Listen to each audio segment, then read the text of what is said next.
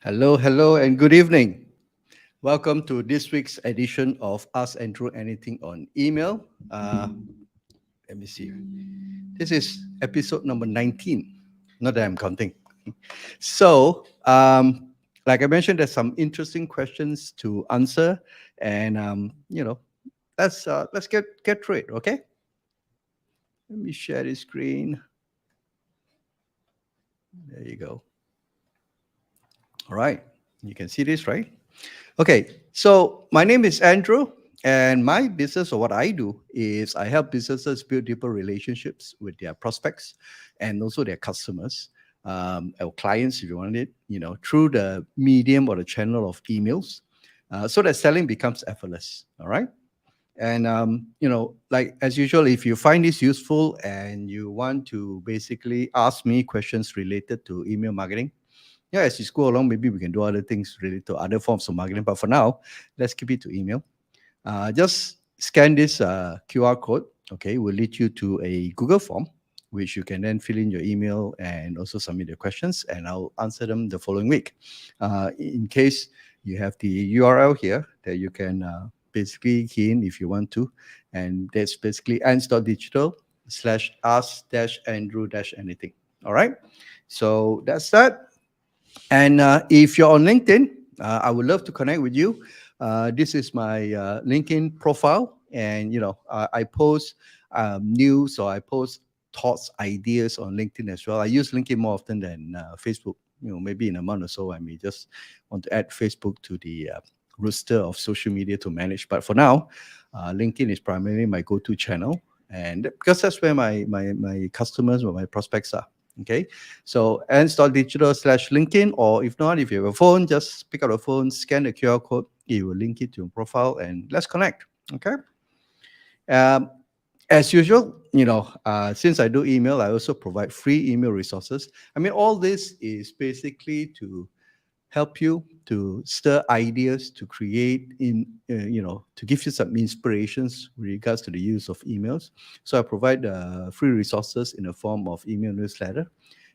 You know, go to this website, check out any resources that you find useful. There's one on email subject lines, which I send one email subject line every day, and I plan to do it up to 365 days, which is a full year. So if you subscribe, you will get a full year worth of email subject line ideas.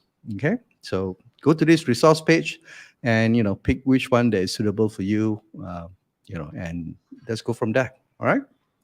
Okay, so today is there's an interesting question which is commonly mentioned or commonly discussed. Daniel brought it up, and I like his question. Email marketing is it? Full stop. It's like I think Daniel. I hope that's a statement. I don't know. Is that a statement or is that a question? But nevertheless, I picked up your question, and let's answer this. Okay. Um, let's start from the very top here. You have let's look at Facebook, Google, LinkedIn, PayPal. These are the four examples. I mean, there are many more. I'll just pick four. They are business, or majority of the business, basically running, basically getting people to run ads on their platform. Okay, and yeah, that's almost like 90% for Facebook, Google. Even LinkedIn, right? They are relying on people advertising on their platform. So people like us who advertise are their prospects. Now the question is, how do they market this? Right? How do they actually build a relationship besides being just a user of their social media? Because advertisers profile is slightly different from users, although they are on the same platform, but advertisers has a specific need, has a specific requirements, right? Whereas the social media side, basically the idea is to connect with other people and all those things. So the messaging is different, the approach is different. But you notice in this case, I'll give you some examples. This is emails that Facebook sent. All right. They will promote about Meta for Business, for example. They talk about if there's webinar, they'll send an email out. If there are any certs, for example, like this, where is it? Too small. Where's my cert? If they have, yeah, for example, like this, if they have career certs, for example, all these things are done, are sent through emails. Now, my question is, have you received any messenger messages from Facebook? They own that platform. Have you received any WhatsApp messages from Facebook regarding advertising? No. Have you received even on Facebook social media itself? Do you see a lot? They probably run some ads, or it's their house ads anyways. But generally speaking, Facebook, being reliant on advertisers, still use emails to reach out to their audience, specifically the advertisers. People will sign up for their ad accounts, for example. You have your email address, from your profile, and that's how they send to you. All right. So that's one. Number two, let's look at Google. All right. Largest search engine in the world. Number one, number two is YouTube, which is also owned by Google. Gmail, which is owned by Google, right? But when it comes to the time to read, what you call that, if it comes to reach the advertisers, they still use emails. And if they want to nurture, for example, if I'm a new advertiser, if I sign up a new Google Ads account, for example, they will send stuff like this: lesson 1, 2, 3, 4, and and that's how they actually build. That's how they build education uh, for their advertisers through emails. Okay, so these are two big social media platforms, and they still use the medium of email to reach out to and these emails are to advertisers. It's not for random. If you happen to be, if you don't run a Google ad business, or you don't run a Google ad accounts, you probably won't receive this. Okay, then LinkedIn, right? My favorite social channel for now. Um, they you see, whenever there's posts on LinkedIn, they expect are you on LinkedIn most of the time? No. So what do? They will send you email to remind you. For example, certain people mention you in their posts, so that you go back to the platform, right? For example, if there's new profile that comes in, they will tell you by email, right?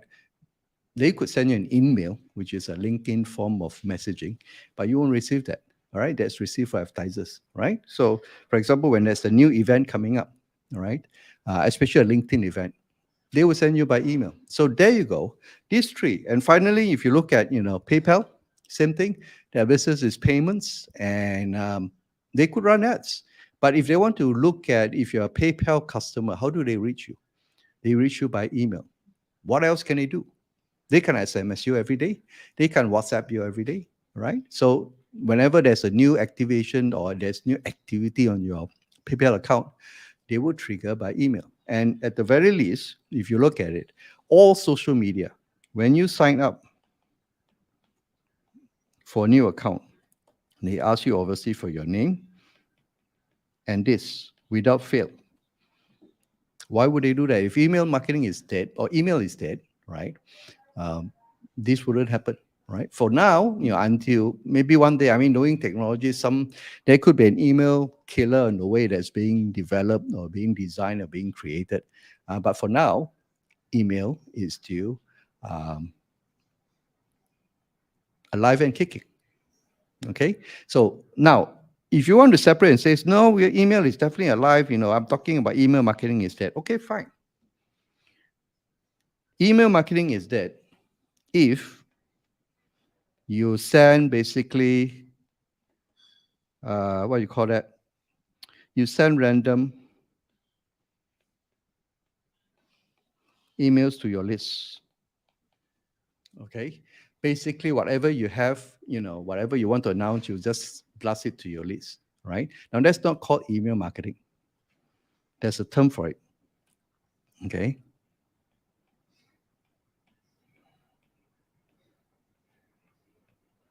That's called spamming. Right? In email marketing, the proper way is you need to first identify your users or identify your readers, know what they want, know what they need, and this is where you segment your readers or your list, and then you send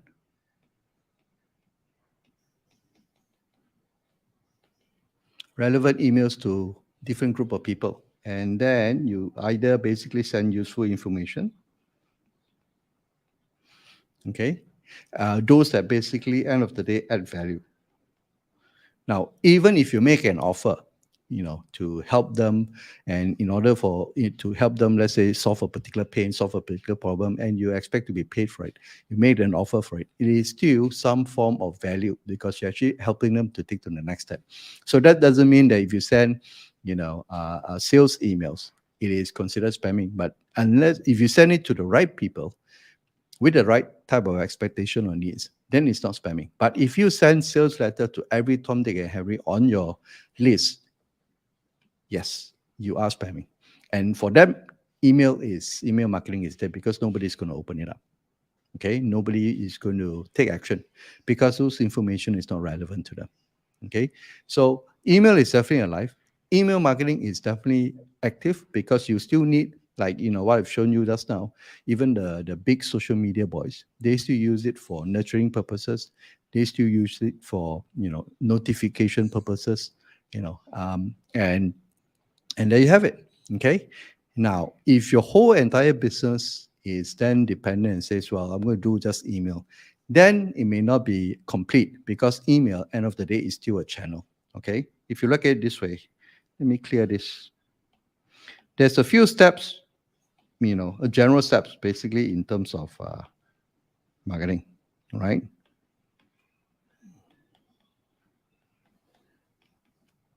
Okay. I use this.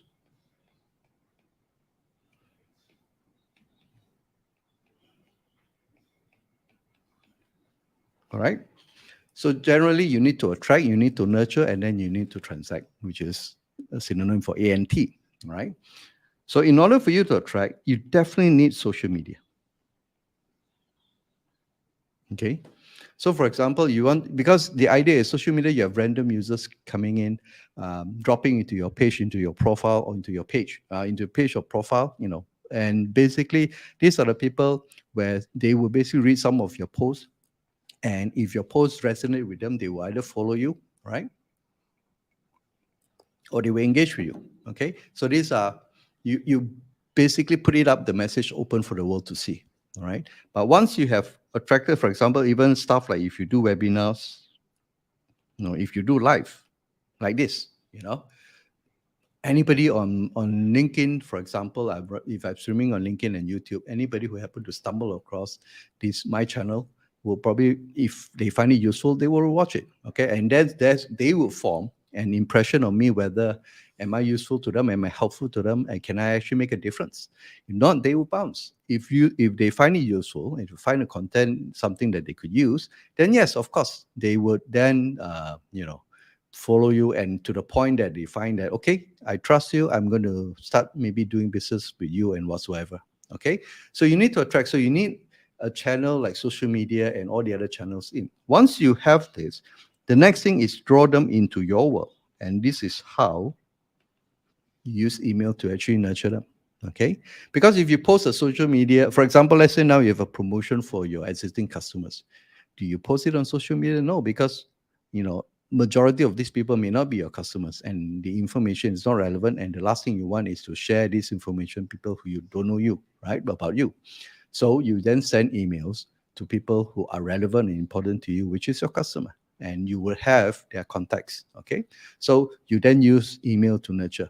Okay, of course, the other way is, of course, you can also DM them, right? Direct message them on your social media. But the problem is, if you have 1,000 customers, you can't blast DMs. You got to send one at a time. Anything more than that, then the social media platform will shut you down. Okay. Whereas in email, yes, I could have a list of 1 million subscribers, and I could send, technically speaking, if they are all relevant to me, I could send 1 million emails out at the same time because there's ESP to manage this, right? Then once you have gone through this process, obviously you need to transact. I mean, what's the point of sending emails if you're going to make business out of it, right? Then you have stuff like your landing pages, right? If you sell stuff online, for example, if you sell info courses for online, you have landing pages to do the conversion, right? You have the details, and then there's a buy button, for example. Or if you're in B2B, you probably get on a call, all right? So get on a call, get on a Zoom, for example, get on a webinar, for example. Those are your transactional mechanism.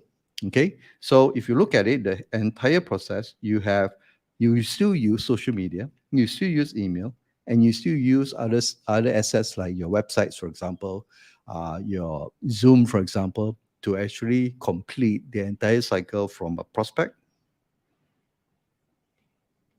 to a customer. And then the cycle continues because once they become a customer, you would then still use email, like the Facebooks, the Googles, and the PayPal's example that I've shown you, to actually continue to engage with them and get them to buy more, do more business with you. Okay, so it is an entire ecosystem. And email, if don't get, just because I do email doesn't mean that I'm going to stand by email all the way. But you have to be practical and look at email is just one component of the entire marketing channel or marketing ecosystem. But email plays a role for communication or one-to-one communication with your audience. Okay. So I hope, Daniel, I hope that helps you. I saw there's a post by Tanel from Smiley, our dear friend. If you go to my comment section, I think he put that he actually had an article about email marketing, that email marketing is dead. There's an argument against it, obviously. Do read his article and just go to my LinkedIn profile. You'll probably see that in his comment section. All right. Okay. Now, next question. Rogers, I've been sending emails, but I've not seen any sales. Okay, interesting. Let's see how am I going to approach this. Okay, there are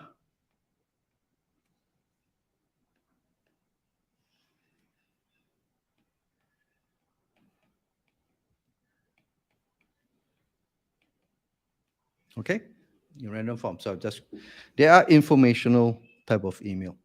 Okay, informational. For example, you serve, let's say, education content. You basically share some news about industry events and all those things. Those are informational. And if you do not have a specific call to action, you're not going to get any sales. Okay. On the other end, you have emails which is basically designed specifically for sales. For example, if you do e-com, all right, you will have basically a promotion emails, a sales email, a discount email, an event email, for example. Then the CTA is basically for them to take action to buy something. Okay, so if you're in info products, you will have an argument about, you basically build a story around, let's say, why this particular pain point is important, that someone who's reading it should take note of it, to try to raise an awareness of the pain point, and the subsequent, in the email itself, then leads to a CTA, which either obviously in most cases goes to a sales page, and that's where the selling is done. Okay, so that's sales, right? And then obviously there's trust building. Okay, so trust building, which is also to a certain extent tied to info, you talk about, basically helping give them value, right? Telling them, for example, like what I'm doing with my email newsletter is some form of trust building. What I'm doing here is also some form of trust building, right? To show that this is what I know and this is how I'm going to share with you. And it's up to you to make a decision whether this information is relevant to you or not, or do I gel with you? Okay, do my thoughts and thinking gel with you? If you do, then yes, we can probably have a connection and a relationship along the way. Okay, so these are the three things. Now, if your entire email, the way you write those emails, are skewed towards these two, right, and you don't have a product on offer, you're not going to get any sales. But on the other end of the spectrum, if you continue to send just sales related email, today I talk about one product, tomorrow I'm going to do another affiliate product, for example. The next day I'm going to do another offer, right? For example, right? And worst thing is I send to almost everybody on my list, without taking into the context, without taking into their interest. So it's actually I'm spamming, right? Like the previous example. I would also not get sales. I will get a lot of unsubscribes. I will get a lot of people who are not happy with me, right? So what do you do? You then do basically two things, okay?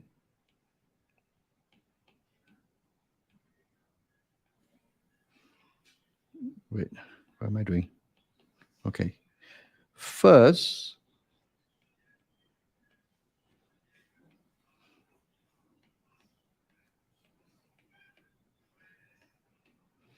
You can start the email by adding something of value, talking about current situation, for example, and what are the things or problems that a person will face, and then tie into a call to action to a product or service that you offer. Okay. So, for example, let's say if you do a copywriting course, and you're talking about how basically the competition, especially after COVID, everybody's on social media, everybody is trying to get hold of new clients and all those things, and everybody's running ads. And how do you stand out? All right. So it's not about how do you do the media buying. Obviously that helps, but then how do you stand out in terms of your image, in your creative? Then you can say that one of the key ways of doing this is to have very strong copywriting skills.